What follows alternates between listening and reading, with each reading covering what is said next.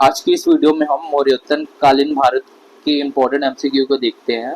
यह एमसीक्यू जो है हिस्ट्री से रिलेटेड सभी एग्जाम में आपको काम आएगा। जिसके हो गया net, set, GRF, CGPSC, AP, अभी जिसका वैकेंसी आने वाला है। असिस्टेंट प्रोफेसर बिहार बीपीएससी में जो असिस्टेंट प्रोफेसर का वैकेंसी आने वाला है। साथ में पीसीएस की एग्जाम हो गया। इसके उत्तराखंड पीसीएस का क्वेश्चन था, आरएस के क्वेश्चन थे। तो इत्यादि में जो आज की ये वीडियो है उसपे हम मॉक को एमसीक्यू को देखते हैं, वो आपके सभी एग्जाम में काम आएगा हिस्ट्री से रिलेटेड। फिर स्टार्ट करते हैं। पहला क्वेश्चन है, यूनानी के लेखक जस्टिन द्वारा सैंड्रोकोटस कहा गया है। ये जो कहा गया है वो चंद्रगुप्त मौर्य को कहा गया है। सेकंड क्वेश्चन है, निम्नलिखित कथनों पर विचार कीजिए। कथन एक है, पहायान ने उल्लेख किया है कि भारत का कोई भी सम्मानित व्यक्ति मांस नहीं खाता था। कारण है अशोक का युग शाकाहार के विकास की दृष्टि से मील का पत्थर था। नीचे देखिए कोट का सही का उपयोग करके सही उत्तर चुनिए। तो इसमें ए और आर जो है दोनों सही है, लेकिन आर जो है ए का सही स्पष्टीकरण नहीं कर रहा है। क्वेश्चन नंबर थर्ड है, सातवाहन काल में कुलिक निगमों का क्या अर्थ था। तो इसका जो अर्थ था वो श्रेणियां है।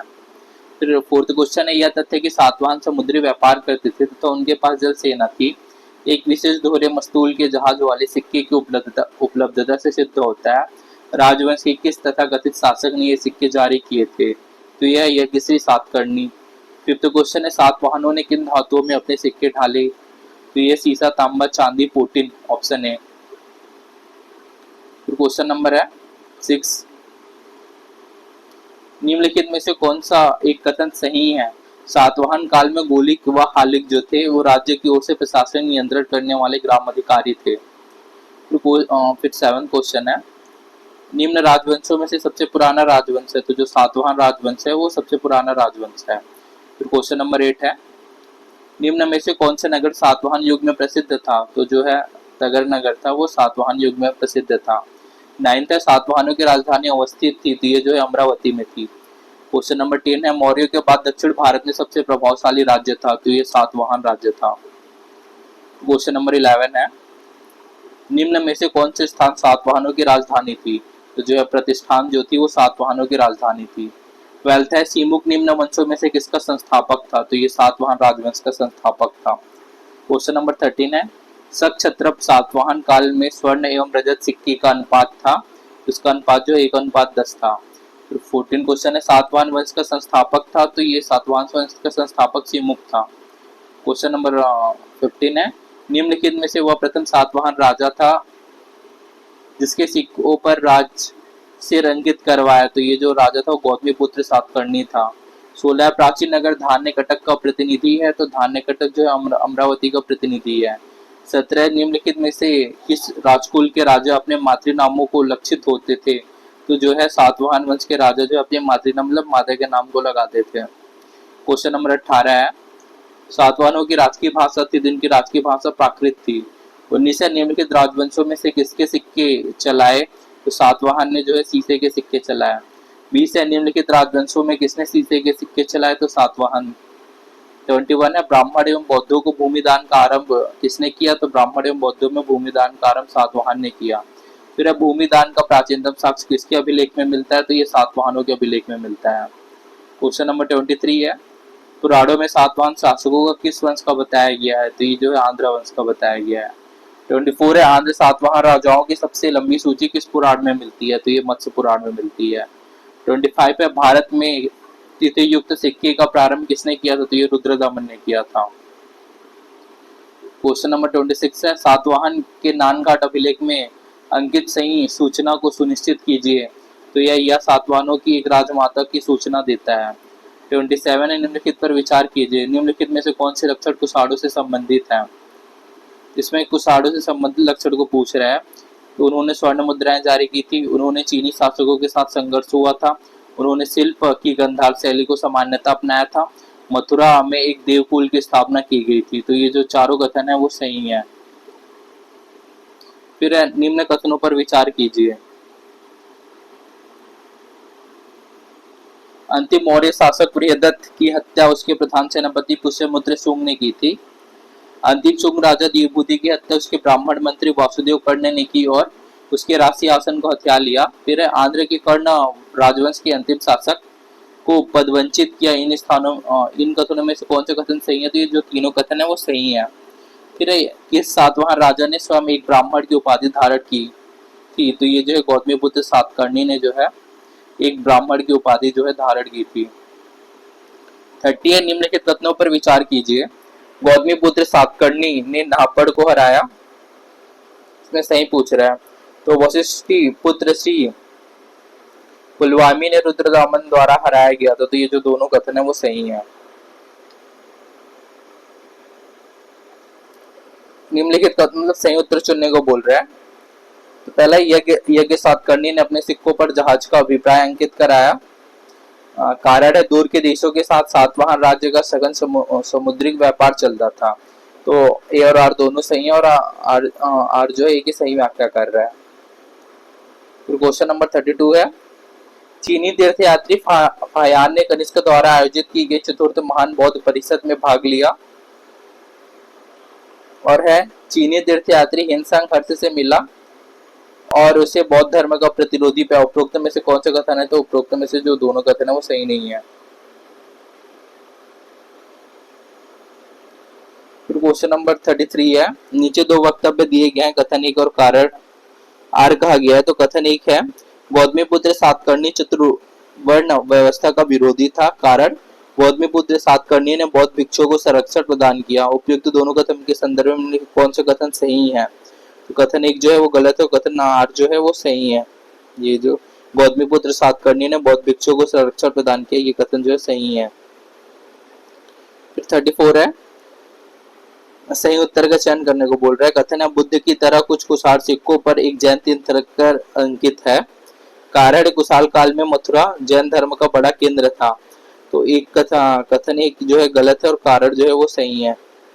35 है, निम्नलिखित में से किसके राज्य के अंतर्गत खर पल्लाड तथा वनस्फर दो क्षत्रप शासन करते थे? तो ये जो है कनिष्क के अंतर्गत। 36 है, निम्न कथनों पर विचार कीजिए। कथन है, कुषाण फारस की खाड़ी और लाल सागर से होकर व्यापार करते थे, ये जो है सही है। और जो उनकी संगठित नौसेना उच्च कोटि की थी, ये जो कथन है वो गलत है। ऑप्शन सी इसका सही आंसर है। क्वेश्चन नंबर 37 है, कनिष्क के सारनाथ बौद्ध प्रतिमाओं का अभिलेख की तिथि क्या है? इसके अभिलेख की तिथि 81 ईस्वी सन। 38 है, कनिष्क कालीन व्यापार की जानकारी किस पुस्तक से मिलती है? ये अवदान शतक से मिलती है। 39 है, शक संवत प्रारंभ होता है। तो ये जो प्रारंभ होता है 78 ईस्वी से होता है। फिर कुषाण शासक कनिष्क का राज्याभिषेक किस सन में हुआ? तो ये 78 एडी में हुआ। 49 है, उत्तरी तथा उत्तरी पश्चिमी भारत में सर्वाधिक संख्या में तांबे के सिक्के को जारी किया था। तो ये जो तांबे के सिक्कों को जारी किया था कुषाणों ने। 42 है, बुद्ध का किसके सिक्कों पर अंकन हुआ? तो ये कनिष्क के सिक्कों पर अंकन हुआ। 43 है, निम्नलिखित में से कौन सा कनिष्क प्रथम के दरबार में नहीं गया था? तो विशाखदत्त जो है कनिष्क प्रथम के दरबार में नहीं गया था। यह 44 है, काव्य शैली का प्राचीनतम नमूना किसके अभिलेख में मिलता है? तो यह कठियावाड़ रुद्रदामन के अभिलेख में मिलता है। 45 है, प्रसिद्ध बौद्ध विद्वान अश्वघोष किसके समकालीन था? तो जो प्रसिद्ध बौद्ध विद्वान अश्वघोष है वो कनिष्क के समकालीन था। क्वेश्चन नंबर 46 है, कनिष्क के समकालीन निम्नलिखित नामों का अध्ययन करें तो उनके उत्तर कोड के अनुसार अपना उत्तर अंकित करें। तो ये जो है अश्वघोष है और वसुमित्र है, ये दोनों उसके समकालीन थे। 47 है, निम्न में से किसने चरक को संरक्षण प्रदान किया? तो जो कनिष्क है उसने चरक को संरक्षण प्रदान किया, जिन्होंने चरक संहिता लिखा है। 48 है, निम्नलिखित में से कौन से कनिष्क के दरबार से संबंध नहीं था? तो पतंजलि जो है कनिष्क के दरबार से संबंधित नहीं है। बाकी अश्वघोष, चरक और नागार्जुन उसके दरबार से संबंधित है। 49 है, किस कुषाण शासक के सिक्कों पर सबसे अधिक संख्या में हिंदू देवी देवताओं का अंकन मिलता है? तो यह है हुविस्क। 50 है, निम्नलिखित में से कौन सा विद्वान कनिष्क के समकालीन थे? तो कनिष्क के समकालीन जो विद्वान थे वह अश्वघोष, नागार्जुन और वसुमित्र। चाणक्य जो है वो चंद्रगुप्त मौर्य के समकालीन थे। 51 जो है, निम्नलिखित में से किस राजवंश के शासक देवपुत्र उपाधि धारण करते थे? तो ये कुषाण वंश के शासक जो है देवपुत्र की उपाधि धारण करते थे। 52 है, निम्नलिखित में से कौन सा पतन दक्षिण भारत के तट पर स्थित थे? तो इनमें से जो पतन दक्षिण भारत के तट पर स्थित है वो कावेरी पतम हो गया और कोडके हो गया। फिर है 53, निम्नलिखित नगरों में से किसका उल्लेख कनिष्क के रापातक अभिलेख में नहीं है? तो ये जो है श्रावस्ती में है। क्वेश्चन नंबर है 54। हिंसांग ने जिस कनिष्क विहार को देखा था वह कहाँ स्थित था? तो हिंसांग ने जिस कनिष्क विहार को देखा था वो पेशावर में स्थित था। 55 है, निम्नलिखित में से किस वंश के साम्राज्य की सीमाएं भारत के बाहर तक फैली थी? तो यह कुषाण वंश की। 56 है, भारतीयों के लिए सिल्क मार्ग किसने आरंभ किया था? तो ये कनिष्क ने प्रारंभ किया था। फिर है, कुषाण शासकों को निम्न में से किस नाम से भी जाना जाता है? तो ये यूची के नाम से जाना जाता है। फिर 58 है, प्राचीन भारत में निम्न में से एक ने नियमित रूप से सोने के सिक्के चलाए? तो यह कुषाण ने। 59 है, निम्नलिखित में से कौन सी वस्तु कुषाण काल में मुख्यतः निर्यात की जाती थी? ये सूती वस्त्र है। फिर निम्न में से टोचारियन कौन थे? तो ये निम्न में से जो टोचारियन थे वो कुषाण थे। फिर बिना बेकार के किसने सुदर्शन झील का जीर्णोद्धार कराया? तो ये रुद्रदामन प्रथम ने कराया था। फिर 62 है, शकों एवं सातवाहनों में मालवा में आधिपत्य के पीछे संघर्ष का प्रमुख कारण क्या था? इसका कारण था व्यापारिक लाभ हेतु। 63 है, शकों के प्रशासन के एक उच्च अधिकारी निम्नलिखित होता था? ये जो क्षत्रप जो ये शकों के प्रशासन के उच्च अधिकारी होता था। 64 है, पश्चिम भारत के अभिलेखों में प्राप्त रुद्रदामक शब्द का क्या अभिप्राय है? तो पश्चिम भारत के अभिलेखों में प्राप्त रुद्रदामक शब्द का अभिप्राय एक शाक राजा द्वारा चलाया गया सिक्का। फिर 65 है, इस अभिलेख में रुद्रदामन प्रथम की विभिन्न उपलब्धियां वर्णित है। तो ये जूनागढ़ अभिलेख में है। फिर रुद्रदामन कौन थे? तो रुद्रदामन जो है शाक राजा थे। 67 है, प्राचीन भारत के साहित्यिक इतिहास में पढ़नी और पतंजलि ख्याति प्राप्त नाम है। इस राजवंश के समय में ये फले फूले? तो ये सुग्रान दिवस के समय फले फूले। 2 अश्वमेध यज्ञ किसने किए? ये पुष्यमित्र ने किए। क्वेश्चन नंबर 69 है, निम्नलिखित में से कौन सा युग्म संगत है? तो पुष्यमित्र, शुंग और पतंजलि उनके दरबार में थी, ये संगत है। फिर शुंग कला के संबंध में निम्नलिखित में से क्या सही नहीं है? तो इसमें बुद्ध को मनुष्य के रूप में अंकन है, ये सही नहीं है। बाकी इसमें जातक कथाओं का अंकन है, ये सही है। इसमें लोक धर्म का अंकन है, ये भी सही है। इसमें गौतम बुद्ध के जीवन से संबंधित घटनाओं का अंकन है, ये भी सही है। क्वेश्चन नंबर 71 है, शुंग शासक अग्निमित्र निम्न में से किस लेखक की कृति का नायक था? ये कालिदास की कृति का शुंग शासक जो अग्निमित्र है वो नायक था। 72 है, अवंती स्थित कौन से शुंग शासक को महाकवि कालिदास ने अपने नाटक का नायक बनाया था? तो ये जो है अग्निमित्र को। 73 है, निम्नलिखित में से कौन से शासक वर्ण व्यवस्था का रक्षक कहा जाता है? तो ये पुष्यमित्र शुंग है। नंबर 74 है, मौर्य वंश के पश्चात किस वंश का राज्य स्थापित हुआ? तो ये जो है शुंग वंश का। 75 है, निम्नलिखित में से कौन सा ईसा की आरंभिक शताब्दियों में भारत से पश्चिम में होने वाले निर्यात की वस्तु नहीं थी? तो ये जो है चांदी। 76 है, निम्न शासकों में से किसको वर्ण व्यवस्था का रक्षक कहा गया? तो ये गौतमीपुत्र सातकर्णी को। 77 है, प्राचीन भारतीय ग्रंथों में यौन प्रिय शब्द किस अर्थ में प्रयुक्त हुआ है? ये काली मिर्च के अर्थ में प्रयुक्त हुआ है। 78 है, मौर्य के पश्चात भारत की उत्तर पश्चिमी सीमा पर किसका अधिकार था? तो यह बैक्टीरियन का अधिकार था। फिर 79, विक्रम संवत कब से प्रारंभ हुआ? विक्रम संवत जो 58 ईस्वी पूर्व से प्रारंभ हुआ। क्वेश्चन नंबर 81 है, निम्नलिखित में से किसका Periplus of the Adrian sea में दक्षिणापथ में 2 महत्वपूर्ण अंतर्राज्यीय बाजारों के रूप में उल्लेख हुआ है? तो ये प्रतिष्ठान एवं तगर जो नगर थे उनका the Periplus of the Adrian sea में दक्षिणापथ के 2 महत्वपूर्ण अंतर्राज्यीय बाजारों के रूप में उल्लेख हुआ है। 82 है, निम्नलिखित में से किसने 4 अश्वमेध यज्ञ किए? तो प्रवरसेन ने 4 अश्वमेध यज्ञ किए। क्वेश्चन नंबर 83 है, अगस्टस के रोम के सिक्के कहाँ से प्राप्त हुए हैं? तो ये जो है अर्कामेडू से अगस्टस के रोम के सिक्के प्राप्त हुए हैं। 84 है, निम्नलिखित में से कौन सा एक भूमि माप था? तो ये जो है निर्वर्तन जो एक भूमि माप था। 85 है, महाभाष्य के लेखक पतंजलि समसामयिक थे। तो ये जो पुष्यमित्र शुंग के थे। योग के आविष्कार थे, तो योग के आविष्कारक जो थे पतंजलि थे। क्वेश्चन नंबर 87 है, निर्वासित वर्जित और अनिर्वासित अवर्जित शूद्रों का इसमें उल्लेख हुआ है? तो ये जो है पाणिनि के अष्टाध्यायी में उल्लेख हुआ है। 88 है, विक्रम में संवतों में कितना अंतर है? तो 135 वर्ष का अंतर है। फिर रोम से भारत की ओर सोने के भरते जाने की बात किसने कही? तो ये जो है प्लिनी ने कही। क्वेश्चन नंबर 90 है, इनमें से कौन सा कथन मौर्योत्तर भू व्यवस्था के संबंध में सही नहीं है? तो सही कथन क्या है? व्यक्तिगत स्वामियों को अपनी भूमि के हस्तांतरण का सीमित अधिकार था। गैर धार्मिक कार्यों के लिए भूमि के हस्तांतरण का कोई अभिलेख नहीं है। भूमि को उपजाऊ बनाने वाला कोई व्यक्ति उसका स्वामी हो सकता था। और जो गलत है वह व्यक्ति स्वामियों को अपनी भूमि पर संपूर्ण अधिकार होता था। प्लिनी कौन था? तो प्लिनी जो है यूनानी भूगोल विशेषज्ञ था। 92 है, भारत के साथ व्यापार रोम के लिए अपूरणीय क्षति है, किसने कहा था? तो ये जो है प्लिनी ने कहा था। क्वेश्चन नंबर 93 है, अशोक और कनिष्क दोनों ने ही बौद्ध सम्मेलन बुलाया। 94 है, पेरिप्लस ऑफ द एथेनियन सी नामक साहित्यिक साक्ष्य प्राचीन भारत के किस पक्ष पर प्रकाश डालता है? तो ये जो है व्यापार और वाणिज्य पर प्रकाश डालता है। 95 है, आर एस शर्मा के अनुसार भारत में सामंतवाद का उदय निम्नलिखित स्थितियों में हुआ था। तो ये धार्मिक फायदा उठाने वाले अनुदान भूमि जो था उस समय सामंतवाद का उदय हुआ। महाभाष्य किस विषय की पुस्तक है? तो ये जो है व्याकरण की पुस्तक है।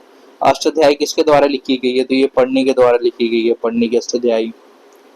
98 क्वेश्चन है, 200 ईस्वी पूर्व से 300 ईस्वी के मध्य के समय की एक विशेषता विदेशी व्यापार की उन्नति स्वीकार किया गया। निम्न कारणों में से कौन सा कारण उसकी उन्नति में सहायक नहीं हुआ था? तो ये जो है सहायक क्या क्या कारण हुआ था? मौर्यों के शासक विभिन्न सड़कों का निर्माण करके और प्रशासन समान प्रशासकीय व्यवस्था लागू करके व्यापार की उन्नति में सहायता दी थी।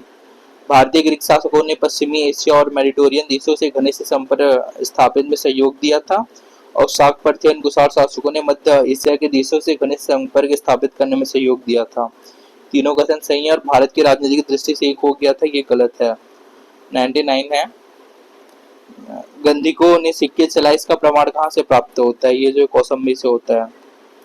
क्वेश्चन नंबर 100 है, दासों की मुक्ति का विस्तृत विवरण स्वरूप मिलता है? तो यह नारद स्मृति मिलता है। फिर है, निम्नलिखित राजाओं में से किसका जैन धर्म के प्रति भारी झुकाव था? तो खारवेल का जैन धर्म के प्रति काफी झुकाव था।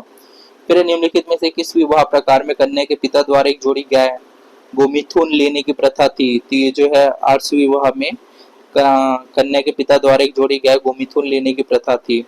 फिर रंगमहल संस्कृति संबंधित है, तो ये जो है कुषाण युग से संबंधित है। फिर चित्रों में पतलून जैसी पोशाक पहने हुए दिखाए जाने वाले प्रथम भारतीय शासक कौन है? ये जो है कनिष्क हैं। फिर निम्नलिखित शासकों में से किसके लिए एक ब्रह्मा प्रयुक्त हुआ है? तो ये जो गौतमी पुत्र सातकर्णी के लिए एक ब्रह्मा प्रयुक्त हुआ, एक ब्राह्मण प्रयुक्त हुआ है। 106 क्वेश्चन है, सातवाहनों के बारे में निम्नलिखित में से कौन से कथन सही नहीं है? तो सातवाहनों को पुराणों के आंध्रों के साथ तदाद में समझा जाता था, ये सही है। सातवाहनों ने ब्राह्मण वंश का दावा किया और ब्राह्मणी वैदिक परंपरा का अनुसरण किया, ये भी सही है। सातवाहन और शक दीर्घकालिक संघर्ष में लगे रहे, ये भी सही है। और वशिष्ठ पुत्र सातकर्णी ने शक शासक रुद्रदमन फर्स्ट को हराया, ये जो है सही नहीं है।